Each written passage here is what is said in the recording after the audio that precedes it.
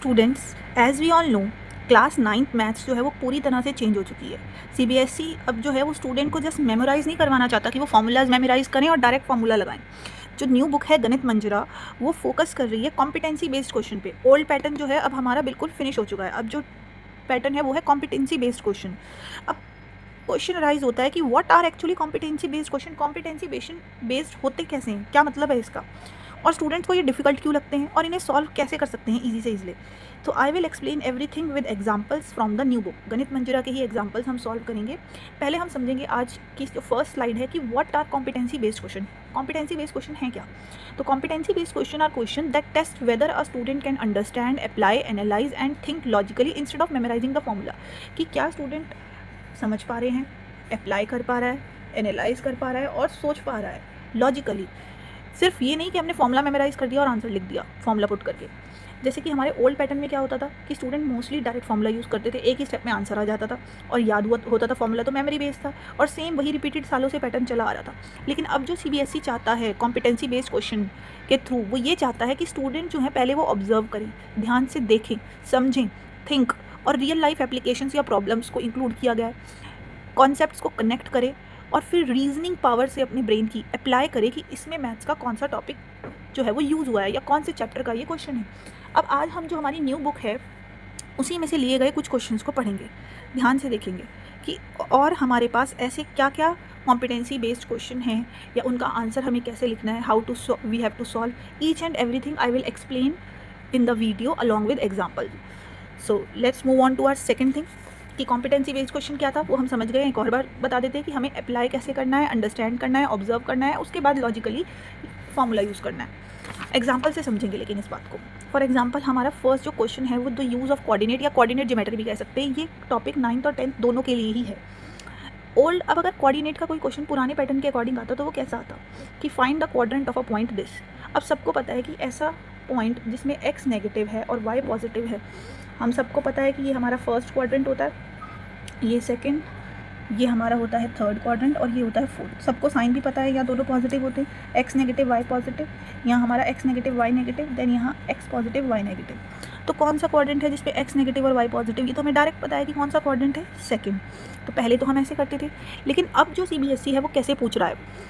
अब अगर यही चीज़ कॉम्पिटेंसी बेस्ड क्वेश्चन या उस वर्जन में आएगी तो कैसे आएगी, तो क्वेश्चन की फॉर्म चेंज हो जाएगी। अब वो डायरेक्ट क्वाड्रेंट नहीं पूछेंगे, अब बोला जाएगा Riya is flying a drone and the drone moves 3 units to the left. कि ड्रोन जो है वो 3 यूनिट्स लेफ्ट पे है, यानी लेफ्ट साइड पर, and 5 units upward. 3 units left and 5 unit upward. तो हमें पता चल रहा है कि वो पॉइंट यहाँ कहीं होगा, 3 यूनिट्स लेफ्ट साइड पर ओरिजिन के और 5 यूनिट अपवर्ड। लेफ्ट का मतलब नेगेटिव है ये वैल्यू और अपवर्ड का मतलब पॉजिटिव है वाई की वैल्यू। तो हम अब पहले ही दिमाग लगाएंगे, विच quadrant represents the drone final position. तो अब पहले डायरेक्ट जहाँ हमें ये पॉइंट दिया होता था, कोऑर्डिनेट्स गिवन होते थे, वहाँ क्वाड्रेंट भी डायरेक्ट बता सकते थे। लेकिन अब पहले 3 यूनिट लेफ्ट का मतलब हमें लिखना होगा -3, 5 यूनिट अपवर्ड का मतलब हमें समझना पड़ेगा कि पॉजिटिव डायरेक्शन की बात हो रही है 5 के। अब स्टूडेंट्स को पहले डायरेक्शन समझना पड़ेगा, फिर कोऑर्डिनेट्स खुद लिखने पड़ेंगे और फिर क्वाड्रेंट को आइडेंटिफाई करना पड़ेगा। अब इसमें पूरी अंडरस्टैंडिंग चेक हुई है, लेफ्ट अपवर्ड ये सब कुछ डायरेक्शन, ना कि डायरेक्ट मेमोराइज कर लिया है। तो ये डिफरेंस है कॉम्पिटेंसी और ओल्ड टाइप क्वेश्चन का। ऐसे ही हम और एग्जाम्पल से भी समझ सकते हैं। जैसे कि एक और एग्जाम्पल लेते हैं एपी का। अब एपी हमारे पास क्लास 10th में भी है और क्लास 9th में भी है, तो ध्यान से देखेंगे। पहले कैसे आता था, पहले ये आता था कि find the 10th term of the given AP. अब ये एपी है, सबको पता है कि 3 यूनिट से इंक्रीज़ हो रहा है, तो सेम अमाउंट से इंक्रीज़ हो रहा है, तो एपी है। और फर्स्ट टर्म हमारी ए है, ए की वैल्यू 2 है। फिर डी यानी common difference, second minus first करके निकालेंगे, a2 माइनस a1 वो कितना आ गया 3। और किसी भी नंबर की टर्म निकालनी है तो a plus n-1 D formula होता है। अब 10th टर्म निकालनी है तो a10 के लिए a प्लस 9d हो जाएगा। a की वैल्यू 2, 9 की एज इट इज़, d की वैल्यू 3 और मल्टीप्लाई करके ऐड करके हमारे पास 10th टर्म क्या आ गई 29। ये तो पुराने टाइप का क्वेश्चन है जो डायरेक्ट फार्मूला बेस्ड था। अब इसी एपी को हम कॉम्पिटेंसी बेस्ड में देखेंगे तो कैसे पूछा जाएगा। अब एपी डायरेक्ट ना गिवन देकर ऐसे पूछी जा सकती है, a staircase increases in height by 3 centimeter at every step. If the first step height is 2 centimeter, what will be the height of the 10th step? अब ध्यान से देखेंगे, इंक्रीज एट एवरी स्टेप का मतलब ये कॉमन डिफरेंस की बात हो रही है। और फर्स्ट स्टेप की हाइट हमें दी है 2, यानी ए पता है हमें। फर्स्ट स्टेप का मतलब फर्स्ट टर्म पता है हमें, और कौन से स्टेप की हाइट पूछ रहे हैं, 10th term.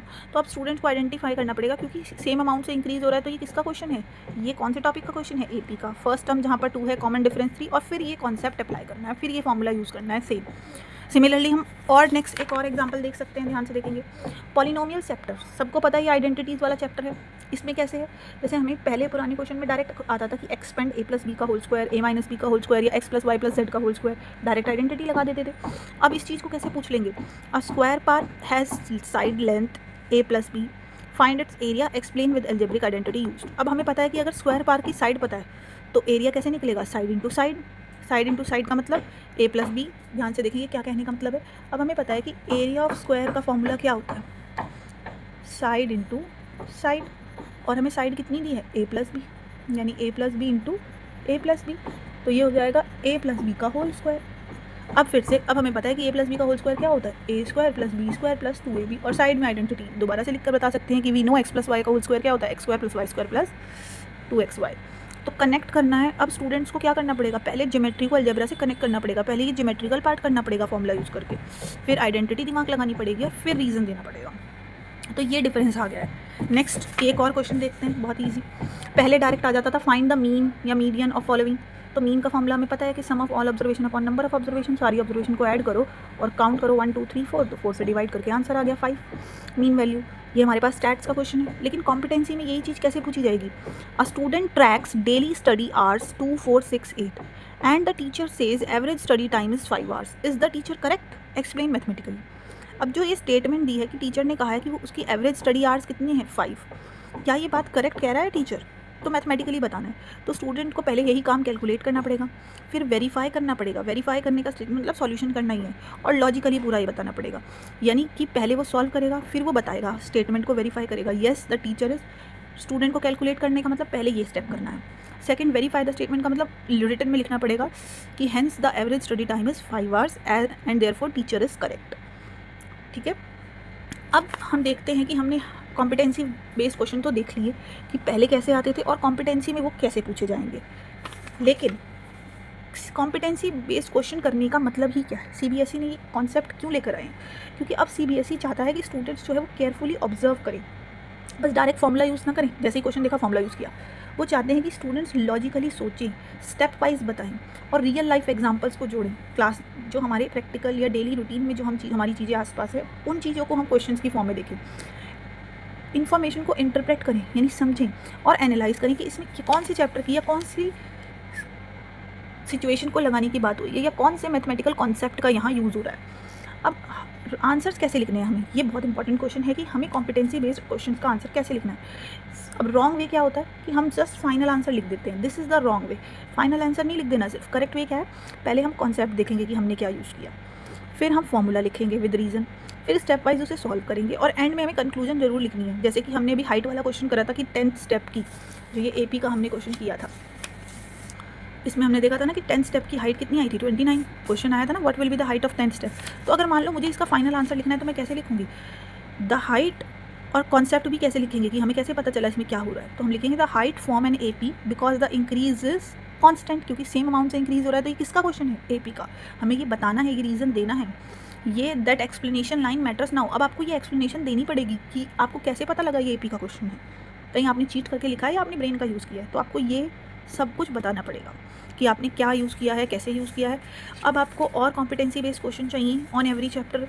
If you want 10 to 20 competency based question of each chapter of Ganit Manjura for class 9th or for class 10th, then you have to comment below competency based question. आपको ये comment करना है and I will provide the PDF in the description. Okay, I will definitely provide the PDF for your convenience. Keep like, subscribe and do watch my videos and share also.